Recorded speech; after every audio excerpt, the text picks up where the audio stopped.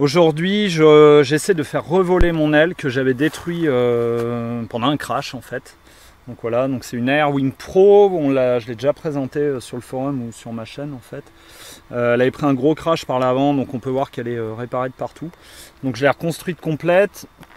J'ai modifié quelques trucs, dont les supports de FC dedans qui étaient collés à la colle chaude et enfin voilà, bon, j'ai optimisé le truc. Donc là, le but c'est de voir si en fait la reconstruction de l'aile a rien changé au niveau de la morphologie quoi, de l'aile. Normalement j'ai tout réglé.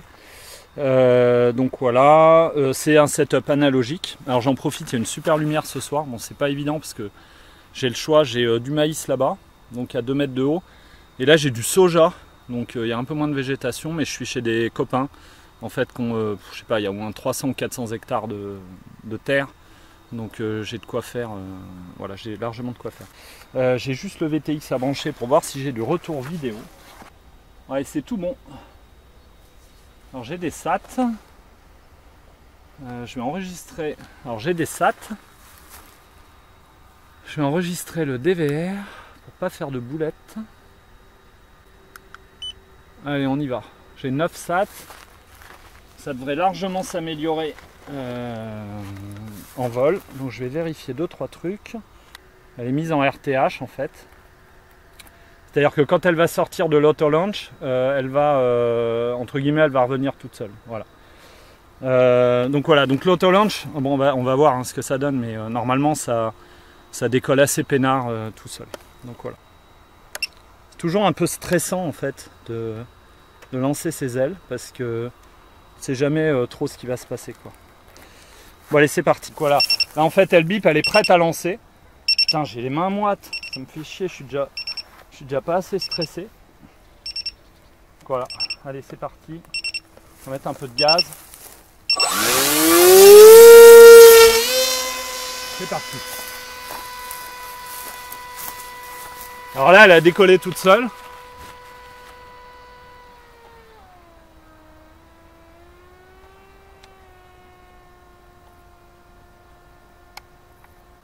Et ça vole pas mal hein.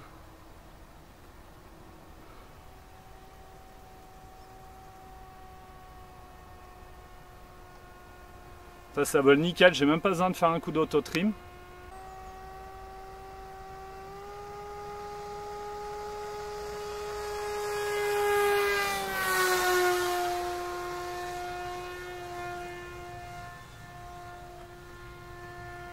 Allez, on va la pousser un peu. Alors franchement, ce qui est agréable avec cette aile, c'est c'est un vrai cruiser. C'est-à-dire que ça va loin. On va refaire un passage.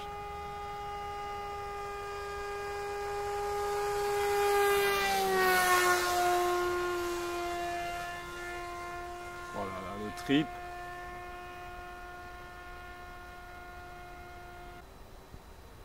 Allez, on va essayer de la faire atterrir et puis je vais charger la GoPro et les caméras. Franchement, reconstruction de l'aile nickel.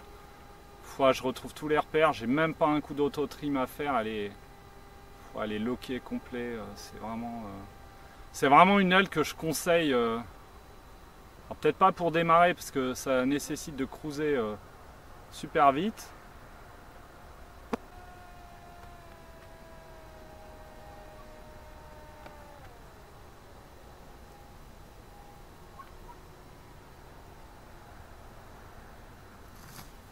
Super. On désarme.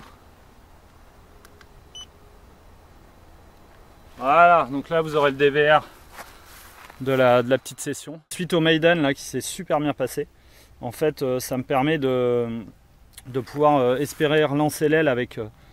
donc là j'avais juste la cam FPV, je vous ai mis le DVR tout à l'heure.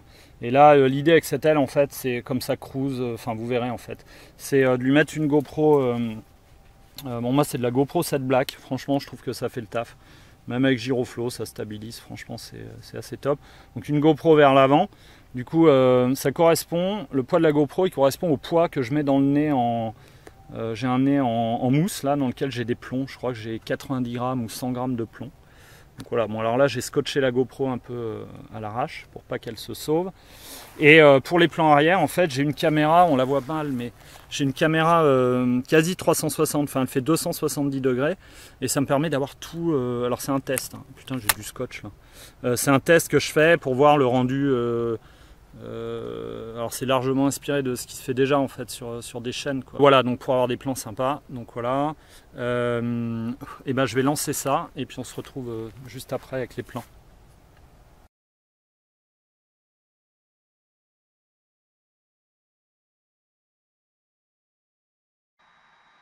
Allez, petit cruising du soir, ça rec, super. Putain, les mains moites, les mains moites. Allez, go, j'oublie rien.